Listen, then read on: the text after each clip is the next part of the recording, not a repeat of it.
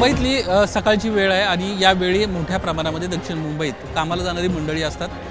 CST स्थानकावर त्यांना कुठल्याही प्रकारचा त्रास होऊ नये यासाठी आता एक पोलिसांची फौज जी आहे त्यासोबतच रेल्वे पोलिसांची जी फौज आहे ती आता या ठिकाणी उभी करण्यात आली आहे आणि या ठिकाणाहून प्रवाशांना सुरळीतरित्या बाहेर पडता यावं याची व्यवस्था करण्यात आलेली आहे। कारण आज देखील पुन्हा आंदोलक जे आहेत हे आझाद मैदानात जाण्यासाठी असेल किंवा या छत्रपती शिवाजी महाराज टर्मिनसवर थांबू शकतात। कारण मागच्या 5 दिवसांपासून या ठिकाणी या आंदोलकांच्या वतीनं ठिय्या आंदोलन या ठिकाणी सुरू होतं। जोरदार घोषणाबाजी देखील या संपूर्ण परिसरामध्ये पाहायला मिळत होती आणि त्यावेळी जे कामाला जाणारी मंडळी आहेत त्यांना कुठेतरी अडचणींचा सामना करावा लागत होता आणि त्यांची अडचण होऊ नये यासाठी पोलीस देखील त्यांना मदत करत होते आणि दुसऱ्या मार्गाने त्यांना बाहेर काढताना आपल्याला दिसत होते।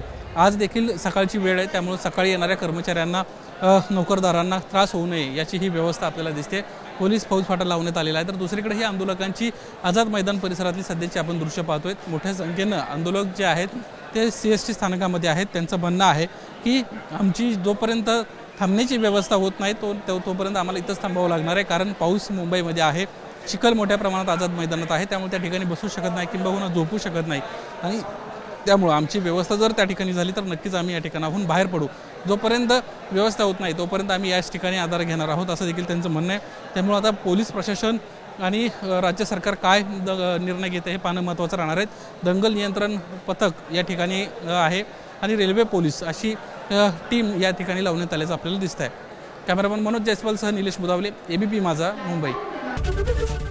ABP माझा, उघडा डोळे बघा नीट।